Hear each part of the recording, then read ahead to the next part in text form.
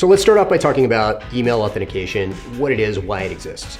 There have been in the past and present and future probably a lot of ways to make emails appear like they're coming from a place that they're not coming from. So if you get an email that's from, let's say, your bank, and it may be asking for information that you would totally be comfortable giving to your bank. But what if that email wasn't really from your bank? What if somebody was able to send you an email that made it appear as if it were from your bank, but it was actually from somebody in Nigeria asking you for information about your bank account, and because it looks like it's from your bank, you go ahead and give it to them.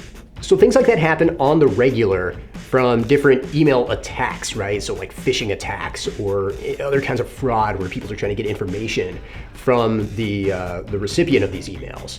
And they've been successful in spoofing the domain that the email is coming from. And what's happened over time is the email service providers, like the big ones, like think Gmail, Yahoo, etc., have decided that they are going to filter out emails that they don't trust, send them straight to the spam folder. That's why sometimes things go straight to spam, because that level of trust hasn't been built up. And they've also decided to use a few different authentication methods to make sure that these emails are coming from the places that they say they're coming from. And as somebody who is sending email out to a bunch of people that you may not have emailed back and forth much with, you want to make sure those emails are seen as legitimate by Gmail, by Yahoo, etc., and that they actually arrive at the recipient's inbox instead of skipping it and going straight to spam. So because these checks are in place by some of the larger email service providers, you want to make sure that you're playing by the rules that they've laid out and that your emails appear and are legitimate. So let's jump into a HubSpot portal and take a look at the 3 different ways that you can authenticate your domain for email and make sure that your emails are not ending up in the spam folder.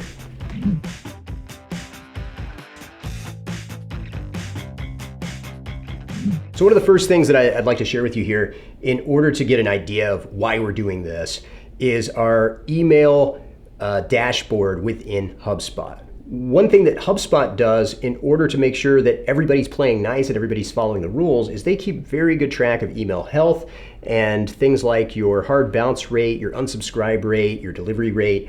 And if you're not playing by the rules in HubSpot and you're not making sure that emails are being delivered at a rate that Gmail or Yahoo or any of the other email service providers are happy with, that you kind of get in HubSpot jail. They'll make it so you can't send emails from HubSpot until you correct some of the issues that they ask you to correct. So with that being the understanding, let's go ahead and take a look at how we would authenticate an email domain in HubSpot.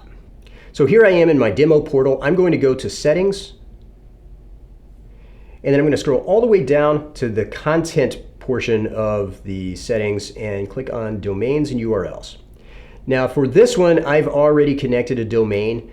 This is our demo portal that we use, and this is a demo account that I have connected. But what I haven't done is authenticated emails, because we typically don't send emails from this domain. But in order to show this, I'm going to go ahead and connect it. So go to Email Sending Domains, click Connect an Email Sending Domain, and then you'll give an example of an email address that you would want to send an email from. So for instance, this one I'm using roofbuzzdemo.com as the domain. So I'm going to say no reply at roofbuzzdemo.com. I'm going to click Next. And it says, okay, your emails will be sent out from name, whatever name you put, like could be Derek at roofbuzzdemo.com. That's not an actual email address, so don't try to send an email to it. Okay, so for this part of the process, we are going to want to copy and paste DNS records into our domain provider's DNS records that we have for our domain. So this is going to be wherever your registrar is, wherever your name servers are. Typically those are going to be the same. Sometimes the name server is different. Just know that wherever you change your domain name records or your DNS records, this is where you're going to want these to live. There's 3 different types of records. The first one is DKIM. DKIM requires that we update a CNAME record in our DNS records. SPF and DMARC require that we have a text record. So let's not worry too much about the specifics of how these work. I understand that manipulating DNS records can be intimidating, but this is extremely simple if you just follow the directions. On this page, we've got our DNS records. This particular domain is registered at Cloudflare, and that's where the domain name servers are located for this domain. And if I scroll down here, you'll see all of the DNS records associated with this domain. Now, flipping back over to HubSpot, you'll see that we need 2 CNAME records and 2 text records. So let's go ahead and create those records in our Cloudflare account.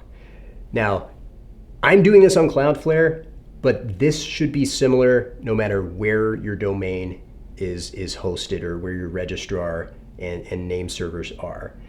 Every single name server is going to have these types of records associated with it. It may look different, but this is the gist of what you're going to be creating here.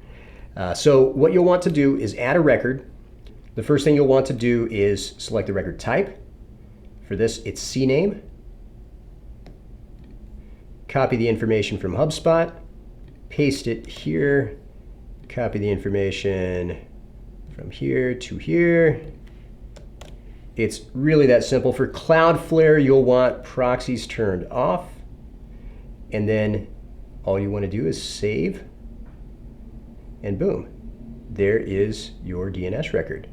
And you want to repeat that for the next one. So once again, we have another CNAME record.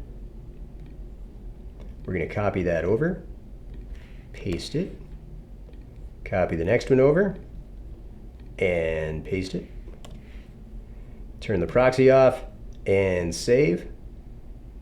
TTL means time to live. That's how long this is going to take to propagate over all of the various name servers that this has to send this information to. We have that set to auto. Typically, you want to give it, it says up to a day, but I've found 15 minutes to an hour is long enough to check these and make sure they work. But really about a day is about as long as, if it's not updated in a day, you did something wrong. Okay, so the next thing we're going to do is create a text record. This is for the SPF record.